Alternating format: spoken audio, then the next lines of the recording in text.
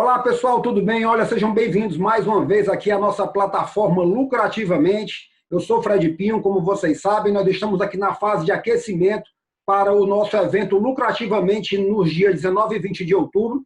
E nesse momento, nós vamos colocar aqui mais uma edição para vocês do Hard Case Gente que Dá Lucro. E eu tenho aqui do meu lado já alguém que, além de ser um cara muito gente boa, é também um cara que dá muito lucro. E nós vamos ter aqui Geraldo Luciano com a gente. Tudo bem, Geraldo?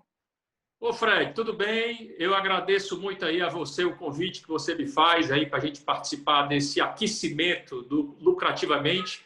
Sem dúvida alguma será uma grande oportunidade aí de aprendizado para todos que vão dele participar. Maravilha. E indo bem direto ao ponto aqui, eu fiz um desafio para o Geraldo e o nosso conteúdo vai ser em torno desse desafio.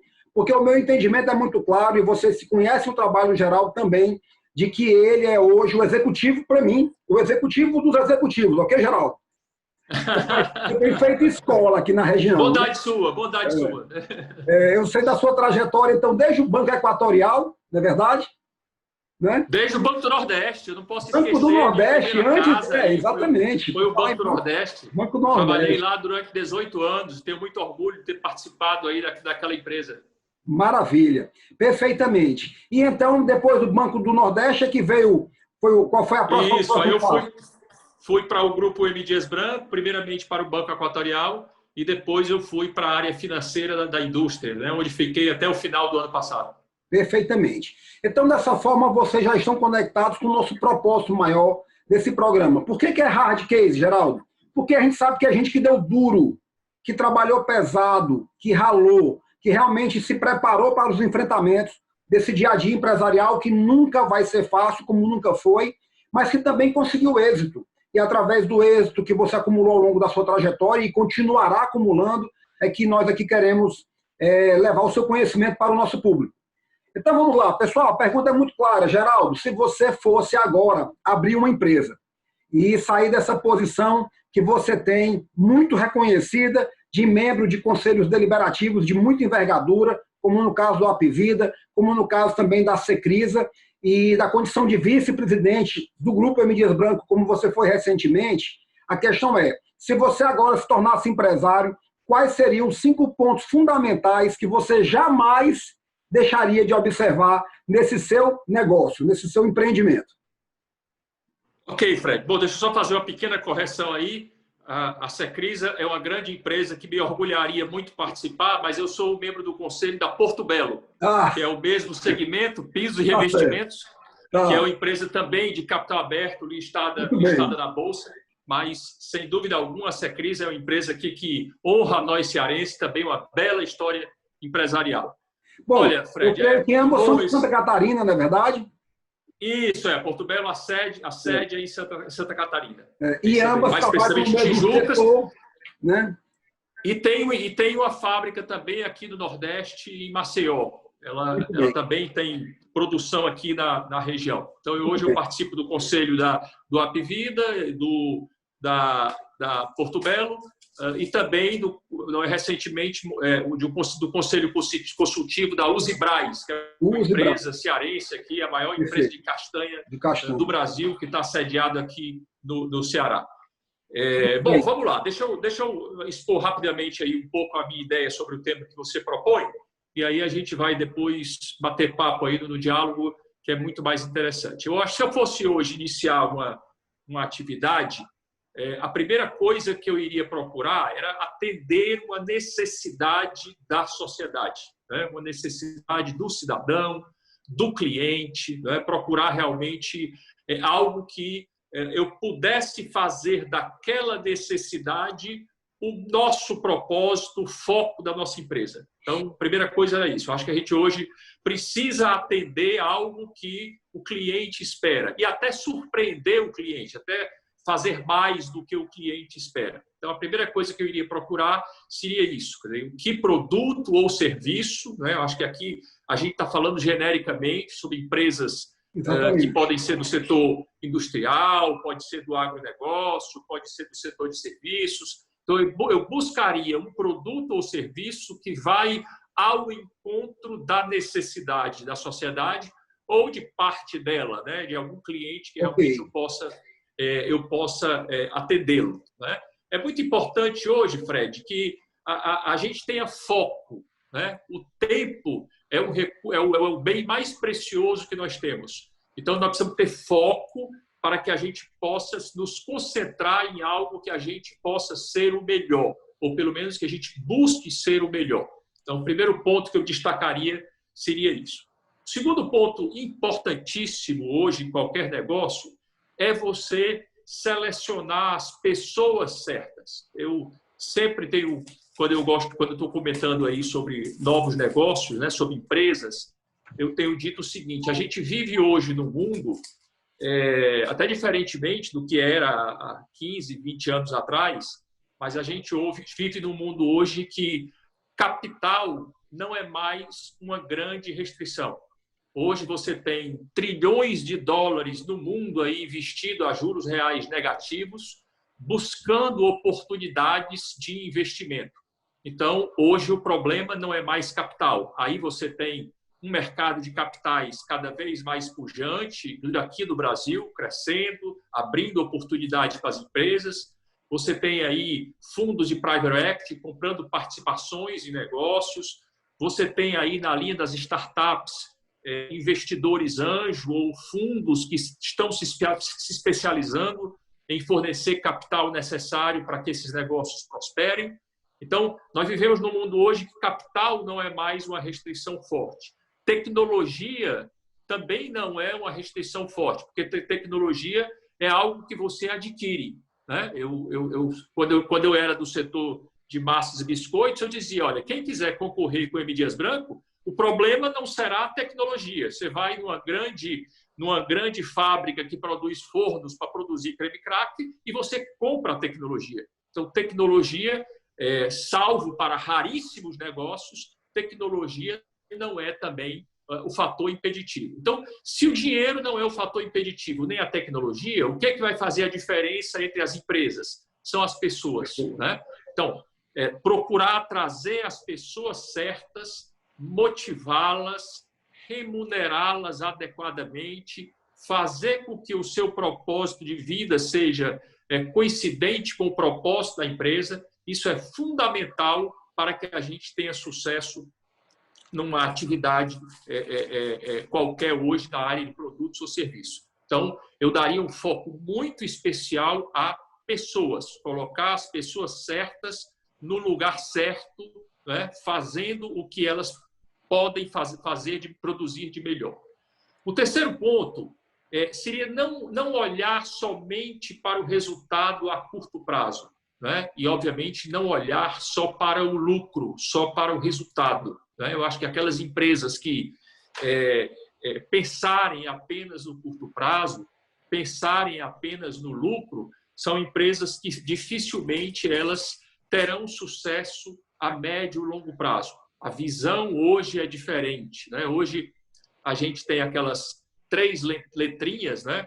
Que é o ESG em inglês, ou como queira, o ASG em português, que é o meio ambiente, o social e a governança, que é fundamental que a empresa olhe bem para esses 3 pontos. Compromisso com o meio ambiente, compromisso com o social, né? E a busca de ter uma governança cada vez melhor, porque a governança é algo que agrega valor ao negócio.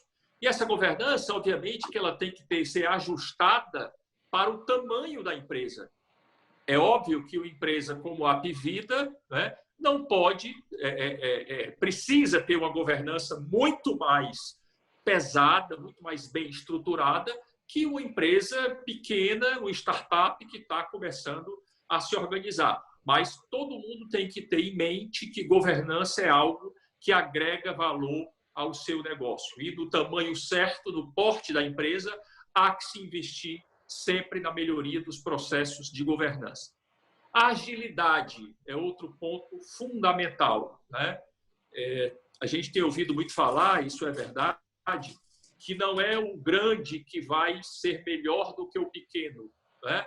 É o mais ágil que será melhor do que o menos ágil, vamos chamar assim, né? O mais lento. Então, a agilidade, a velocidade no mundo dos negócios, ela será algo cada vez mais importante, né? Eu acho que o que vai diferenciar, as pessoas estão falando muito agora, pós-pandemia, né, que nós vamos ter um novo normal. Eu gosto muito da definição que eu tenho ouvido, que não é um novo normal, é um velho normal acelerado, né? Então, todas aquelas tendências que a gente sabia que ia ocorrer, do home office, do processo de digitalização, do e-commerce, tudo isso a gente já sabia que ia haver. Só que tudo isso será muito acelerado, né? Então, na realidade, não é novo normal, é velho normal acelerado, né? Portanto, esse item de velocidade, ele será cada vez mais importante para o sucesso de qualquer negócio, né? E a boa gestão, a medição dos negócios. A gente também tem uma frase muito conhecida em gestão, que a gente diz que o que não é medido não pode ser gerenciado, né? Então, empresas têm que ter metas, né, para que possa avaliar o seu cumprimento, avaliar eventualmente por que aquelas metas não foram atingidas, definir planos de ação. Então, ter um sistema de acompanhamento, por mais simples que seja. Aqui, mais uma vez, sabemos que empresas pequenas, elas não podem ter o nível de aparelhamento de gestão de uma grande, mas elas podem ter o mínimo necessário para já criar uma cultura de gestão eficiente, com base em metas e indicadores, para que você possa, então, ao longo do tempo, ir vendo o seu negócio crescer.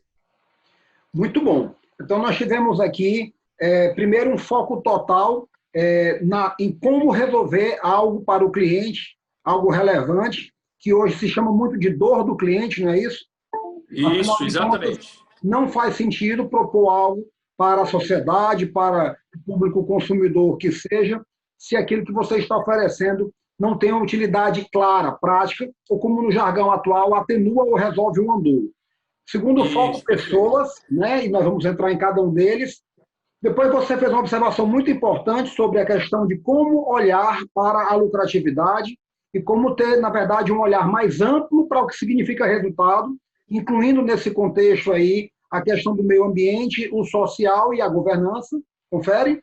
Falou sobre a agilidade, velocidade e também, naturalmente, como ponto último, e não por acaso deve ter sido o quinto colocado, mas porque, nesse caso, os últimos serão os primeiros, né? A boa gestão. Isso. Né? A boa gestão. Bom, dito isso, Geraldo, agora todo mundo já está sabendo que nós temos, então, esse super executivo aqui completamente focado em entregar um caminho de como as coisas poderão funcionar bem, seja para quem está começando ou para quem já está estabelecido, claro, e enfrentando dificuldades ou querendo crescer mais rápido ainda. Então, existe aqui uma orientação, uns direcionamentos muito claros. Geraldo, com relação a como resolver uma dor do cliente, né? Sendo você, então, agora alguém que estivesse do outro lado, de que instrumentos você se valeria para identificar que um setor é realmente rentável? Porque quando nós estamos falando de ter vantagens competitivas com relação a algo que alguém queira comprar. Perfeito. Se você concluiu a sua observação, a sua pergunta? Então, vou concluir. A pergunta, então, é a seguinte, né? O que você faria, quais instrumentos você se valeria para que você pudesse se certificar de que está investindo em algo que realmente tem mercado? Perfeito. Olha, cada vez mais, Fred, eu acho que a gente... Claro que a intuição ela sempre será importante, né? Aquilo que a gente chama do feeling, da intuição, isso, inclusive, é reconhecido na teoria de administração, né, dos grandes teóricos da administração, como algo que tem valor, algo importante. Mas as decisões elas precisam cada vez mais ser embasadas por critérios técnicos, né? Então, se a gente tem alguma sensibilidade que temos um produto ou um serviço que acreditamos que venha a ser importante, eu acho que a gente tem que fazer, primeira coisa, pesquisas, né? A gente tem visto que cada vez mais as empresas estão investindo em pesquisas de mercado, né? Procurar saber se aquele feeling nosso, se aquela intuição, se aquela nossa impressão, ela realmente é suportada pelo desejo do cliente. Então, eu acho que o primeiro passo, quando você tem uma empresa que você administra, que você é executivo ou que você quer começar um negócio, a primeira coisa é fazer uma pesquisa de mercado. Claro que essa pesquisa ela tem que ser ajustada ao tamanho do seu negócio, ao investimento que você pode fazer, mas é importante para você se certificar que realmente aquele produto ou aquele serviço que você pretende entregar é algo que o mercado realmente está querendo comprar, né? Eu acho que nesse momento, por conta do que a gente vivenciou aí nessa pandemia, a digitalização de negócios, de processos, de empresas, é algo que vai trazer muitas oportunidades de investimento. Nós comentamos, por exemplo, no início da nossa conversa, aí, a minha participação no setor de saúde, né? Eu sou do Conselho de Administração do Apivida, desde o primeiro conselho que foi fundado lá atrás, quando a empresa começou a pensar em abrir capital. E nós temos visto hoje muitas oportunidades nesse campo da saúde, né? Porque talvez seja o setor que mais vai se beneficiar da tecnologia, né? Então, muitas oportunidades estão surgindo, não só para o Apivida, mas para pequenos negócios, pequenas startups que podem se aproveitar deste momento. Recentemente, eu estava vendo uma entrevista de um dono de uma startup dessa de saúde, e ele falando que começou um serviço de telemedicina há 2 anos atrás e mostrando o que ele fazia antes da pandemia e o que ele faz agora em número de atendimentos da telemedicina. E interessante, e o detalhe, Fred, no momento em que ele falava, 80% da procura por telemedicina já eram de casos que não eram ligados ao Covid. Ou seja, é mudança no processo, de conceito, perfeito. Mudança de conceito, mudança da forma de atender o paciente, o cidadão, o cliente, que está gerando grandes oportunidades. Então, tem muitos negócios, e é preciso que as pessoas se atentem bem a isso, que nós vamos ter muitas oportunidades em função da adoção de novas tecnologias a negócios que já existiam, mas que por conta dessa aceleração na adoção de novas tendências, surgem aí grandes oportunidades. E que isso também não dispensa a necessidade de você fazer pesquisa, o mínimo de embasamento técnico para que você tenha certeza que aquele produto que você quer oferecer ou aquele serviço é algo que realmente você vai atender uma necessidade aí da sociedade. Muito bom, Geraldo. Normalmente, a gente ainda encontra alguns casos, né, nas minhas atividades, por exemplo, de mentoria, que existem empresários que eles usam primeiro a sua intuição e depois fazem a pesquisa só para confirmar o que eles intuíram. Quando, na verdade, nós devemos ter elementos de pesquisa para depois colocar a intuição, né? Porque aí você já conseguiu delimitar uma área menor e um caminho apontado pelo próprio mercado, porque aí sim, a intuição do empresário sempre vai ser necessária, mas ele tem que se preparar muito, né, para intuir. Nós temos, Fred, se a gente for olhar, só até restrito aqui ao mercado do estado do Ceará e a nossa cidade aqui de Fortaleza, nós temos muitos exemplos de empresas que cresceram muito porque tinham visionários à frente dos negócios, né? Pessoas que realmente tiveram uma taxa de acerto muito elevada nas decisões de investimento. Mas o que a gente observa é que, nos últimos tempos, isso tem mudado.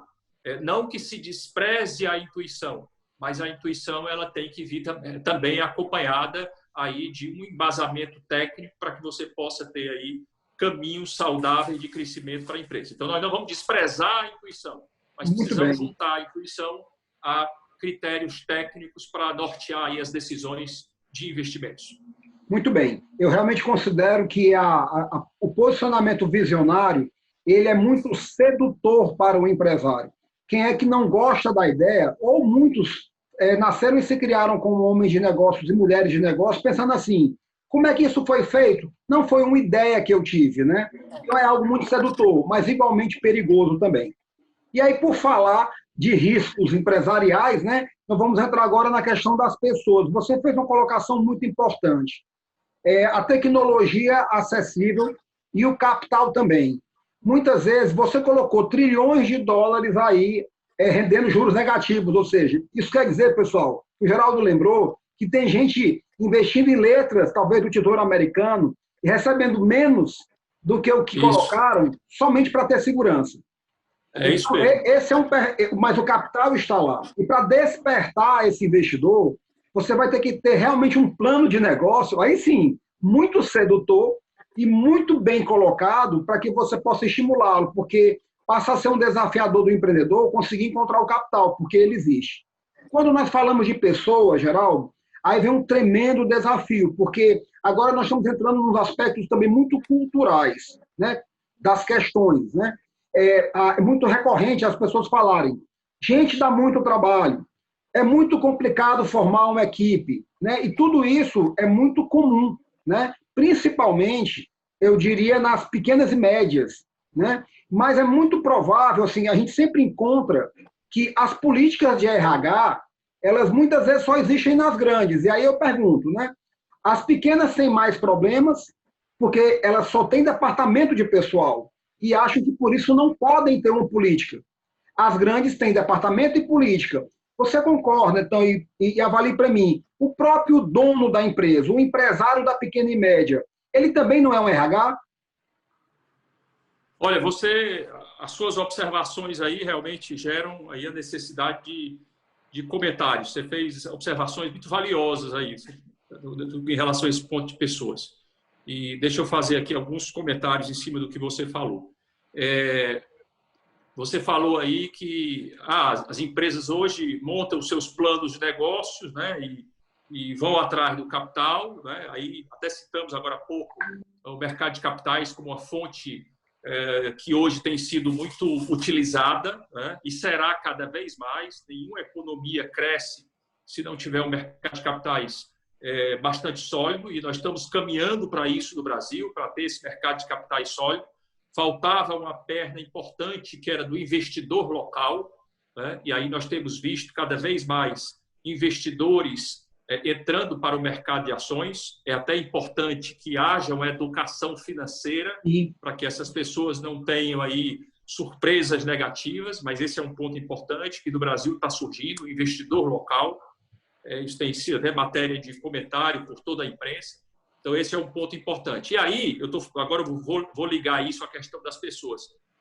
Quando o investidor vai decidir a aquisição de ações de uma empresa, ou um fundo que gere recursos vai decidir comprar, qual é a primeira coisa que ele procura conhecer? Ele, obviamente, quer conhecer o plano de negócios, a tese de investimento daquela empresa, mas ele quer conhecer se aquela empresa tem as pessoas que permitirão à empresa entregar aquele plano de negócios. É por isso que um dos momentos mais importantes de um processo de venda de ações é quando os investidores, os analistas vão ao encontro do management da empresa, dos diretores da empresa, dos gerentes da empresa. Ou seja, essas pessoas que estão na frente da empresa, o diretor financeiro, o diretor comercial, o presidente, o diretor industrial, essas pessoas têm condições, são capacitadas para entregar aquele resultado. A política de remuneração dessa empresa, ela está alinhada com o interesse dos investidores, dos acionistas, né? Isso é o que o investidor de ações vai procurar saber, né? Então, começa a colocar como centro da decisão de investimento a qualificação, capacitação das pessoas, né? E aí não só dos gestores, do time como um todo. Então, esse processo de atração das pessoas mais capacitadas, de treinamento destas pessoas, né? De retenção destas pessoas.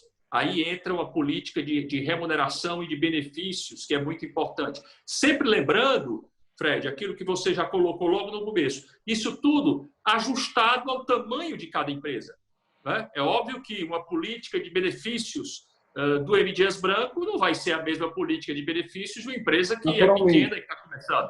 Mas todas, e aí você colocou isso muito bem, todas precisam ter, desde o início, essa visão de RH e não de serviços de pessoal, né?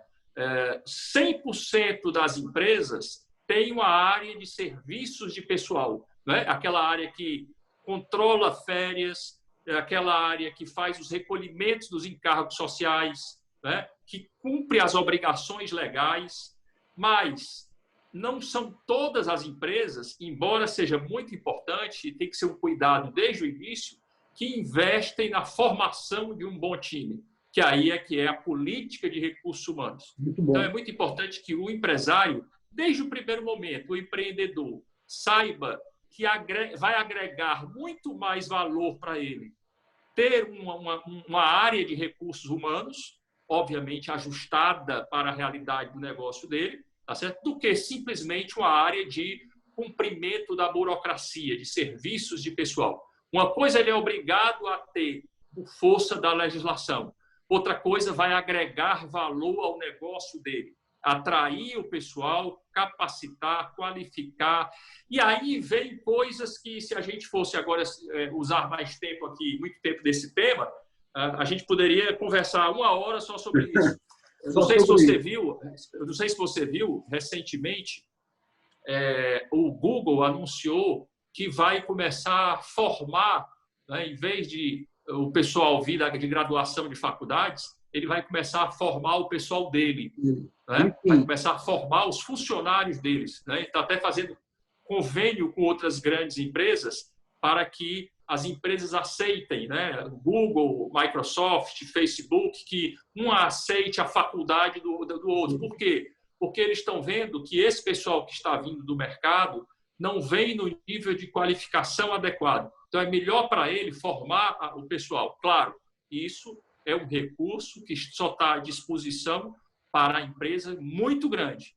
Por isso que é importante a gente ressaltar. Essa política de recursos humanos, ela tem que estar no tamanho certo de cada empresa. Mas precisa, sim, que desde o primeiro momento, o empreendedor, o empresário, trate já de forma diferenciada, né, o cuidado com as pessoas, porque esse é o ativo que vai fazer a diferença, esse é o ativo que vai fazer com que o negócio venha a dar certo, é a forma como as pessoas serão geridas.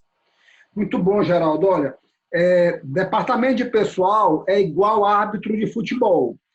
Ele tem que fazer tudo bem feito para ninguém nem perceber que ele existe. O que vai chamar a atenção de quem trabalha numa empresa são políticas de RH.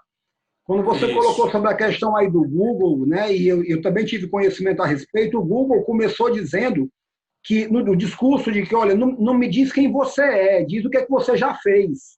Né? Isso, não é o seu currículo. Ou seja, quanto mais a teoria se distancia da prática, quem paga o pato é a prática, não é a teoria. Porque quando a teoria não está dentro das... Quando a teoria não é praticada a fundo e capacita as pessoas, não é o teórico que ensinou que perde. Quem perde é a empresa que contratou. Então o movimento é assim, deixa eu fazer isso, porque eu sei o que é que eu quero. Né? Então, olha como é interessante os movimentos empresariais. Mas eu queria registrar aqui, antes de passar para o próximo tópico, porque eu estou curioso, eu estou muito aquecido para o próximo tópico, é que você colocou algo muito importante. Gente, olha, existe então um raio-x dos investidores para realmente entender se existe pessoal, existe política de recursos humanos, existe alinhamento de cultura empresarial com os projetos.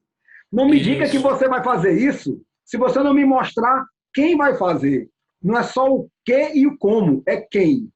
Exatamente, Fred. Porque se você olhar, é o seguinte, você colocar num PowerPoint que vai abrir 100 lojas em 3 anos, que vai ter X% de mercado, que vai lançar tantos produtos, se você colocar isso no PowerPoint, isso é fácil. Agora, quem vai executar isso? Como será feito? Quem são as pessoas que vão entregar esse resultado? É por isso que, repetindo o que eu falei, o momento mais importante de um processo de uma abertura de capital ou de uma venda de uma participação para um fundo, uma venda minoritária, é quem são as pessoas que vão entregar este resultado que você está me prometendo. Esse é o momento mais importante. Muito bom. Quem ganhou mais dinheiro com PowerPoint depois do Bill Gates foi o White Batista, né? É verdade. Geraldo. Vamos lá. Agora, você trouxe um ponto que eu acho que é fundamental para esse debate, porque, inclusive, e eu quero abrir o jogo assim logo de cara, né? Então, você colocou como terceiro ponto o não olhar somente para o lucro, né? O colocar também no alvo o meio ambiente, o social e a governança, porque isso tem a ver com sustentabilidade do negócio, ok? Nós vamos ouvir a respeito disso. Mas vamos entender, vamos nos colocar agora, Geraldo, na pele de quem está colocando o negócio agora, ou de quem está naquela fase que talvez você até possa perceber o quanto é difícil ser pequeno e médio no Brasil.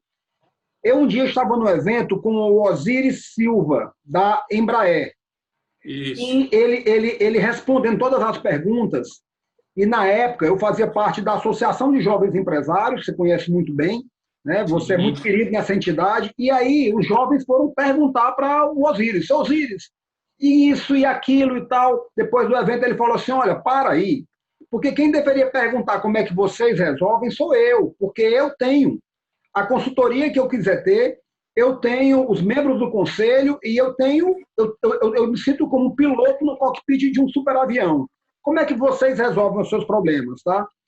Então, como você imagina que a gente possa colocar desde já essa visão de sustentabilidade na cabeça de um empresário, que o primeiro estágio dele é a própria sobrevivência antes da prosperidade e do crescimento?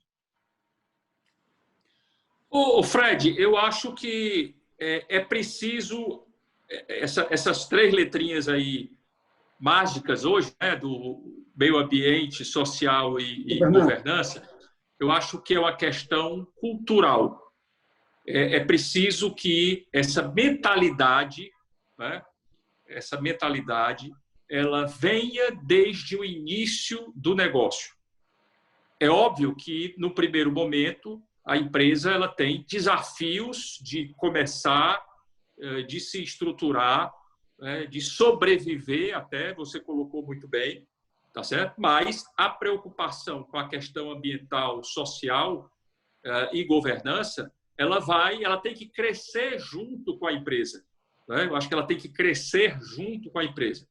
A gente, há muito tempo atrás, quando a gente estudava finanças, né, a gente tinha uma dificuldade muito maior de entender isso, quando a gente via que, na teoria, né, financeira, o objetivo da empresa não é só o lucro. Talvez, há 30, 40 anos atrás, eu já estudava isso, eu tinha uma dificuldade maior para entender isso, né? Que eu acho que o que mais está contribuindo é a mudança do ambiente externo. Hoje nós temos, voltando à questão da disponibilidade de capital para projetos, né, que comentamos no início aí da nossa conversa.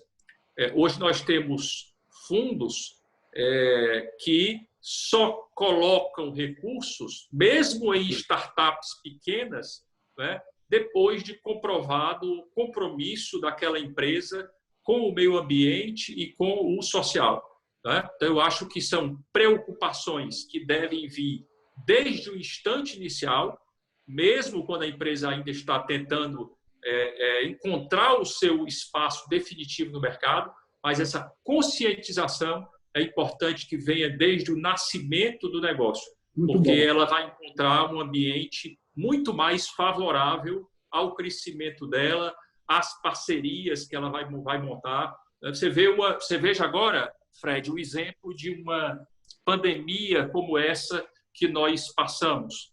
Os consumidores, eles vão valorizar muito mais aquelas empresas, aquelas marcas que trataram melhor os seus clientes, os seus funcionários, os seus fornecedores, né? O mercado consumidor, vai fazer uma diferença em relação a isso. Aquela empresa que, claro, teve empresas que demitiu porque não tinha alternativa. E aqui eu não estou fazendo nenhuma crítica a isso. A gente sabe que tem situações limite que você não tem como tomar uma decisão diferente.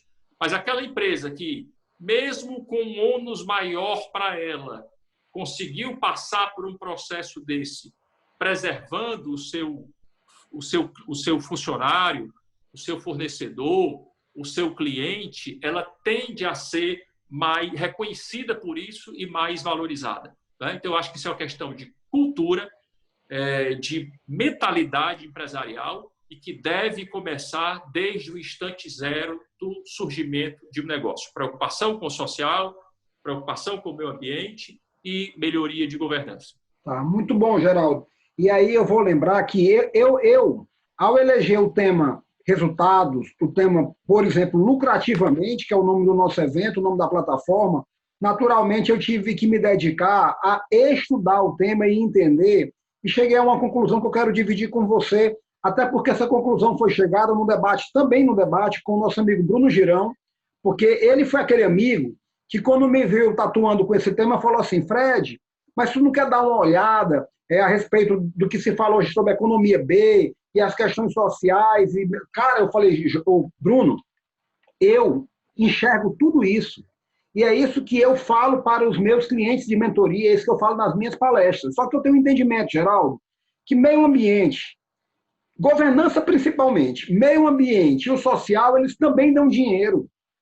Isso! Eles dão dinheiro. Então, voltamos para o mesmo eixo de sempre, que eu acho que a melhor maneira de incentivar o empresário pode ser pelos aspectos da formação cultural dele. É claro que a valorização das pessoas, seja seu funcionário, cliente ou o seu ser humano, aquela pessoa que convive no redor do empreendimento, socialmente, tudo isso é muito importante. Mas tudo volta para o mesmo eixo, que dentro do modelo que nós somos de empreender, de desencaixar um dinheiro que estava no bolso ou no banco ou investido, colocar sobre o risco, ou buscar endividamento para fazer com que uma operação funcione e dê resultados. Eu entendo que é muito importante perceber que esses aspectos são fundamentais para sustentabilidade, crescimento e que agora, depois da pandemia, mais ainda, porque o apelo ao que é correto socialmente, ao que é correto ambientalmente e a governança aumentaram mais ainda.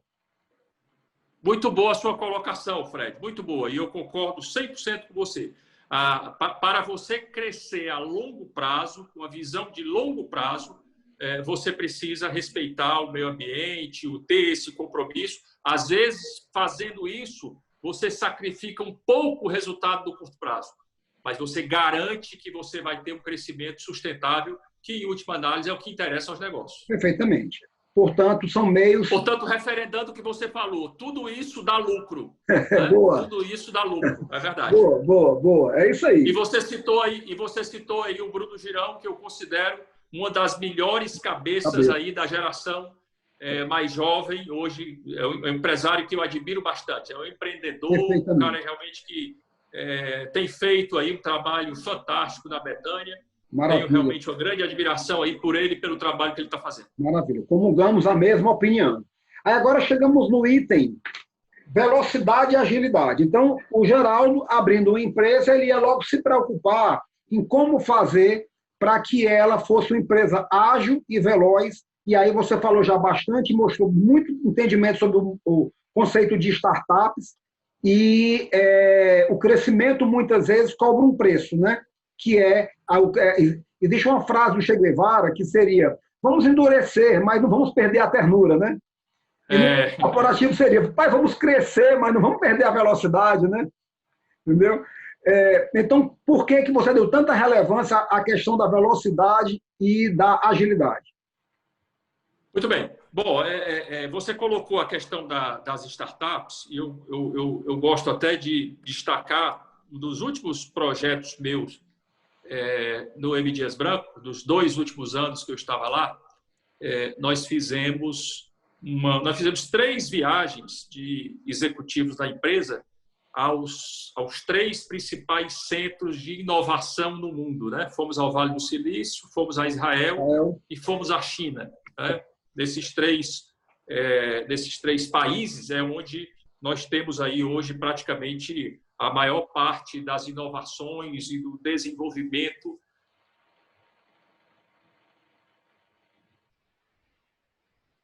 de novas ideias estão vindo.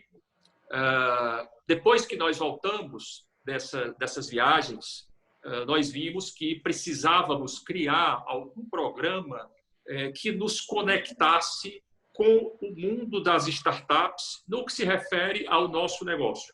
A toda hora estão surgindo startups lançando produtos, né? Produtos sem glicose, sem lactose, formas diferentes de fazer produtos tradicionais, mudanças nos processos de entrega, né? A gente acha que inovar é só produto, mas não, inovação é produto, é processo, é mudança na forma de distribuição, tudo isso é inovação. Então, nós começamos a ver que estava acontecendo muita coisa no nosso segmento. Como, de certa forma, está ocorrendo quase como a gente estivesse tendo o surgimento de uma nova economia paralela àquela economia tradicional. Então, é muito importante que essas empresas desse mercado tradicional se conectem com esse novo mundo que está surgindo. E aí nós criamos lá um programa que foi chamado de Germinar, que é exatamente para que a cada ano a gente marca para conhecer, eles apresentarem novas startups, o que estão fazendo.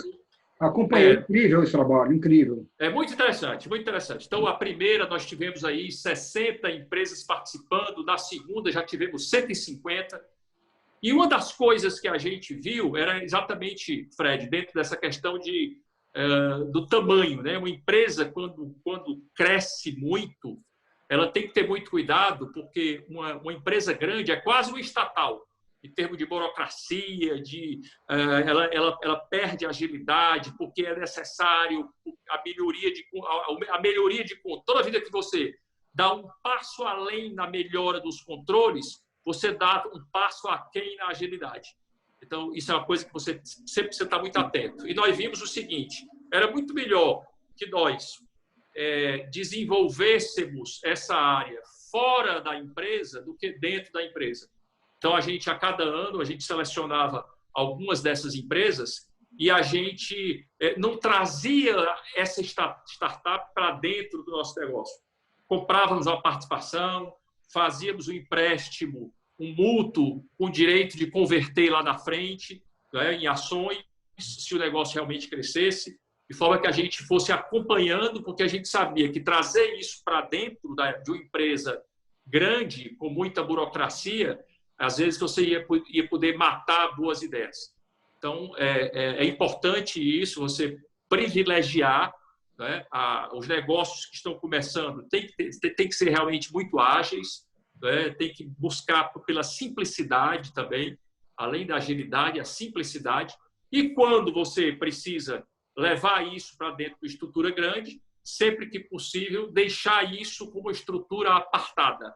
Né? Até se for o caso, eu vou criar uma outra empresa só para administrar inovação. Né? É melhor do que trazer para dentro, porque o dia a dia pode matar. Né? O dia a dia, realmente, de uma empresa grande, ele pode impedir que a inovação cresça, floresça. Então, temos que procurar arranjos diferentes, porque se você colocar essas ideias novas, que ainda são pequenas, dentro de uma estrutura grande, o dia a dia pode matar. Perfeito. E um movimento que vocês fizeram também foi acompanhado pelo Jorge Paulo Lemann, que se declarou um dinossauro apavorado, né? Quase todo mundo, né, Fred? Quase todo mundo está preocupado com isso. Né? Você não sabe hoje, o concorrente, eu usava sempre essa expressão, o concorrente de M. Dias Branco pode ser hoje um biscoito que esteja começando no fundo do quintal, numa garagem, como começou a Apple. Exatamente. Então, ninguém nunca sabe, a gente não sabe para onde vai. As coisas estão acontecendo com uma velocidade muito grande. E é interessante. Então, você tem que ter essa capacidade de acompanhar esses movimentos aí que estão ocorrendo. E aqueles temas associados ao meio ambiente, ao social e à governança, basta uma marca hoje se posicionar como politicamente correta, e sob certos aspectos ela ganha uma legião de seguidores, de defensores da marca. É verdade. E que vão entender que os grandes, já posicionados, tradicionais, eles são ameaças para aquele mundo. E aí você pode ter criado um grande problema para um dos grandes. Mas o Jorge Paulo, ele comprou lá um incubador, e inclusive disse, não fica na nossa sede, fica numa rua a 200 metros da gente, eu não quero nem que fique aqui debaixo do mesmo teto, né? E deu autonomia absoluta para passar 2 anos criando, né? Eu acho que esse é o caminho. Para quem quer realmente acompanhar o que está ocorrendo nesse mundo das startups, é deixar isso apartado numa estrutura independente para não perder com a burocracia e com a complexidade de uma grande empresa.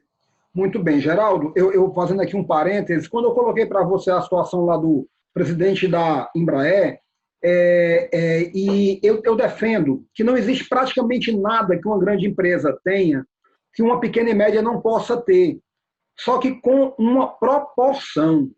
Isso, proporcionalmente. Por que eu me dedico e tenho tanto zelo pela minha atividade como mentoria em negócios? Porque nós somos o conselho deliberativo daquela empresa. Né? O posicionamento de mentoria permite que você seja alguém que tem uma visão externa e que muitas vezes não emocionada, não apaixonada, como muitas vezes acontece. Quanto menor a empresa, mais apaixonadas as coisas são passionais, decisões passionais, são questões muito fervorosas. E, da mesma maneira agora, como você falou sobre a questão do conceito de startup, porque assim, mas isso é muito complicado, mas talvez um empresário que hoje começar a frequentar aceleradoras, ele pode criar ali uma interação com uma startup que pode sim potencializar o negócio dele e ser uma virada de chave, pivotar o seu projeto, né? Então, assim, todos os pontos até agora estão alinhados com o meu pensamento. Não existe nada que não possa ser feito, mas tudo de uma maneira proporcional e ao seu tempo. Aí vamos entrar agora no ponto, né? Nós falamos agora da questão da velocidade e da agilidade, e aí eu brinquei dizendo que você colocou por último a gestão, e eu disse, não, tudo bem, porque biblicamente os últimos serão os primeiros, né? E aí, agora você colocou a sua praia, né? Aliás, a sua praia está toda aqui já, né? Eu vou confessar aqui que eu estou tendo o privilégio de ter uma reunião de conselho aqui com o Geraldo Luciano, porque... eu estou aprendendo com você aí. Que agradeço, mas assim, gente, às vezes, uma palavra, um direcionamento, que normalmente se chama de ideia, e aí, de repente, a palavra ideia até desvaloriza, mas você pode observar aquele ponto, isso mudar toda a sua trajetória. Né? Esse é o grande valor do conhecimento. Né? E aí você citou Peter Drucker quando você disse que nada que não possa... Se algo não é medido, ele não pode ser gerenciado. Né? A medição é tudo. Geraldo, então, uma empresa hoje já deve começar com cultura empresarial estabelecida, porque você falou assim, o propósito, eu achei brilhante, o propósito de vida tem que estar alinhado com o propósito da empresa. Isso é que é buscar um clima organizacional bom. Isso é que é realmente conseguir. E você colocou também a necessidade de já começar, então, com indicadores, com planejamento, com indicadores, metas definidas, é isso? Tem que bater o centro já, com tudo isso funcionando. Perfeito, é isso aí. Como você bem colocou, Fred, ajustado à realidade. Né? Você não precisa contratar o melhor sistema, o melhor ERP que exista, um SAP, um Oracle para um negócio pequeno. Não é isso que nós estamos defendendo aqui. Nós estamos defendendo que, ainda que seja uma planilha, num orçamento de uma planilha, precisa ter metas, precisa ter indicadores, precisa ter acompanhamento. Nós tínhamos uma meta de X, não batemos essa meta, o que houve? Temos algum plano de ação para corrigir isso? Então, no tamanho e na realidade de cada empresa, fazer esse acompanhamento. Porque gestão, Fred, o que é difícil de gestão é que gestão é disciplina. Né? Muita gente sabe como gerir, mas muitas vezes o executivo não tem a paciência, a disciplina de ver isso constantemente. Né? Você tem que ter aquelas reuniões programadas para discutir os indicadores com a sua equipe. né? Discutir com seus subordinados, discutir com os seus pares, discutir com os seus superiores, né? Então, essa disciplina de, às vezes, o difícil na gestão, Fred, é fazer o óbvio, né? Muitas vezes, e é o que vai diferenciar, é fazer o óbvio, é aquele feijão com arroz que você tem que estar sempre repetindo, toda semana, todo mês, todo bimestre, todo trimestre, né? Bateu a meta, não bateu, por quê, o que precisamos fazer para melhorar, é gente, é processo, é sistema, é controle, o que não deu certo. E aí vem os famosos planos de ação para ver que desvios houveram em relação à rota estabelecida, para que a gente possa, no próximo ciclo, no próximo período, atingir aí as metas definidas. Então, gestão é isso, é disciplina de fazer o óbvio, tá certo? Metas, acompanhar, corrigir, para que a gente possa... É o PDCA lá, que Perfeito. É o pessoal do... como é que é o pessoal? O Vicente Falcone. Mas o Falcone, isso é método Toyota de produção, né? Ele bebeu na fonte, né? Quando você olha, Fred, quando você olha aquele livro do Falcone, né? Você chega assim na metade do livro, aquilo cansa de ver, tá certo? É muito cansativo. Mas a principal lição que fica ali é exatamente essa, que você tem que ter a disciplina de fazer aquilo permanentemente, porque aquilo é que vai garantir que você vai chegar ao resultado planejado, tá certo? Então, é muito importante, é o compromisso com a disciplina. É a coisa mais difícil e mais importante na gestão. Muito bom, Geraldo. Olha só, você citou o Verdadeiro Poder, né, o livro do Falcone, que bebeu lá na fonte, nos programas de qualidade total no Japão, na Toyota. Isso, exatamente. O título do livro já diz tudo. Para ele, o verdadeiro poder está na gestão, nas metas, nos indicadores, gestão à vista. As pessoas precisam saber se estão indo bem e precisam saber aonde não estão. E feedback, muitas vezes, não é a praia mais... assim, do empresário padrão, mas ele talvez nem precisasse, eu sempre digo, se você tem dificuldade de dar feedback ou você delega, coloca na parede o desempenho do cara, porque o desempenho do cara do lado vai estar lá, e ele vai ver, e isso é estatístico, né? Mas quando você colocou que gestão é disciplina, Geraldo, você deu aqui a oportunidade realmente de um fechamento de ouro, e eu confesso a você que eu dei assim uma certa... não vou dizer uma risada, mas um sorriso, porque aí eu penso e digo assim, quer dizer que quando você está lá no Conselho da Pivida e no Conselho da Porto Belo e da Usibraz, você está lutando para que seja feito o óbvio, que muitas vezes, dentro daquela visão sofisticada, muito complexa de fazer, de uma turma às vezes muito nova e não tão experiente como você, e aí esquece do óbvio. Deixa eu te falar, você no final, você levanta um ponto que talvez a gente precisasse de mais 50 minutos para discutir isso, tá certo? Você foi desleal agora. Mas eu levei o cartão aqui dos 50 minutos. Você colocou, mas se você me der um minuto mais, eu vou na hora, está combinado. O tempo é o seu, Geraldo, aqui. O tempo é o seu. O Conselho de Administração, eu sempre tenho dito para as pessoas, quando a gente vai começar a conversar sobre criação de conselho de administração, de conselho consultivo, ou de mentoria, uma mentoria é um conselho, como você bem colocou, eu sempre tenho dito que um conselho eficiente é aquele que olha cada vez menos para o passado e cada vez mais para o futuro. A gestão de uma empresa, Fred, ela sempre a gestão da empresa se divide entre pendência e tendência, tá certo? Por que isso? Pendência e tendência. Sempre o gestor tem que estar cuidando de coisas que estão pendentes, não é verdade? Pendentes. Tem que revisar política, tem que visitar um cliente e tal. Tem coisas que estão pendentes da minha empresa. E tem algo muito importante que é exatamente a tendência.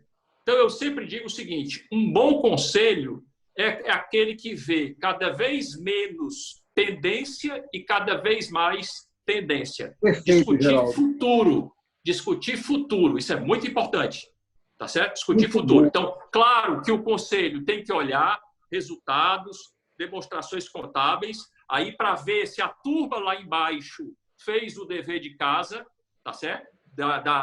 Do óbvio, né? Do óbvio, porque eles apresentaram um orçamento, nós aprovamos o orçamento do Conselho. Se eles fizeram o dever de casa, eles fizeram o óbvio. Sim. Eles tiveram a disciplina de executar o orçamento. Bom. E nós vamos olhar, nós, Conselho, vamos olhar cada vez menos pendência e cada vez mais tendência. Cada vez menos passado, cada vez mais futuro. Esse Brilhante. É um Conselho eficiente. Brilhante. Mas você não precisava de 50 minutos. Você matou tudo agora nesse 1 minuto. Brilhante, Geraldo. Pendência e tendência. Se você me permitir, a partir de agora vai fazer parte do meu discurso, sempre com registro de que eu pude receber essa preciosidade. Geraldo, tem outra coisa a respeito do óbvio, né? Fazer o óbvio. Mas eu sugeri para você isso, coloquei, porque tem uma questão muito importante sobre a própria palavra. O que é óbvio para você pode não ser para outra pessoa. E, às vezes, o que falta muito é esse alinhamento de pensamento dentro da empresa. Uma clareza. Comunicação. Nós estamos entrando em outra coisa muito importante. O que a autogestão pensa não chega na ponta. Então, na hora em que o óbvio da autogestão é o mesmo, entendido como óbvio, da operação, aí, meu amigo, nós temos um alinhamento que a coisa funciona e flui muito bem. Sensacional. Sensacional. Geraldo, a última pergunta agora, já todos os pontos muito bem vistos. Mas agora eu lhe desafio o seguinte, se você pudesse, a frase é a seguinte, se eu soubesse, o que é que você sabe hoje, Geraldo, que se você soubesse há 30 anos atrás, teria feito total diferença na sua carreira? Fred, o mundo hoje é completamente diferente do mundo de 30 anos atrás. Então, talvez se eu fosse aplicar conhecimentos, técnicas que eu tenho hoje, lá há 30 anos atrás, algumas coisas não teriam dado certo. Acho que o segredo é você aplicar o conhecimento, em função do contexto e do momento. Né? Aquilo que eu sabia há 30 anos atrás, muita coisa não tem mais valor hoje. Né? E o que eu sei hoje e o que eu vivenciei hoje, certamente talvez não tivesse aplicabilidade há 30 anos atrás. Então, eu acho que as coisas acontecem no momento certo, a gente vai adquirindo informações, conhecimento. Né? É muito importante sempre entender essas duas palavrinhas que eu falei agora, o contexto e o momento, porque eu acho que o segredo é a gente saber aplicar o conhecimento ao contexto e o momento em que a gente vive. O que a gente vive hoje? É uma realidade de empresas que precisam ser empresas humanizadas, né, com um propósito bem definido, construindo parcerias, né, ênfase na sustentabilidade, visão de longo prazo. Se nós falássemos tudo isso aqui há 30 anos atrás, talvez a gente não seria tão compreendido como né, falando essas coisas nos dias de hoje. Por quê? Porque o contexto e o momento mudou. Muito bom, Geraldo. Ou seja, não adianta querer ter um corpinho de 20 com a cabeça de 40, né? É verdade. Não dá. Bem definido. Cada coisa a seu tempo. Meu amigo, olha, exatamente. Eu comecei tentando aqui anotar as coisas, mas eu tive uma ideia mais razoável. Eu vou assistir de novo. Eu também. Eu vou assistir, vou anotar. E é o que eu sugiro a você, que esteve conosco aqui até agora, nesse hard case, com muito brilho, né? Totalmente aí, com a dedicação do nosso convidado, Geraldo Luciano. Geraldo, eu quero agradecer muito a você, quero deixar você falando uma mensagem final para o nosso público, mas, por fim, dizer assim, olha, tem a minha gratidão, a minha maneira melhor de manifestar, pelo tempo que você nos dedicou aqui, é dizer que eu aprendi com você, meu amigo. Rapaz, isso aí para mim já é um grande prêmio. Muito obrigado. Eu te agradeço, Fred. Foi muito boa a conversa com você. Estou sempre à sua disposição. Acho que esse assunto de gestão ele é muito importante. Todos os empresários precisam dedicar cada vez mais tempo a isso, procurar se assessorar, procurar consultorias, né, porque isso realmente agrega valor. Mas muito obrigado aí a você por ter me convidado e estou sempre à sua disposição. Um forte abraço. Continuamos caminhando, então, para até o dia 19 e 20, quando vamos estar juntinhos, mais próximos, né, no nosso Lucrativamente 2020.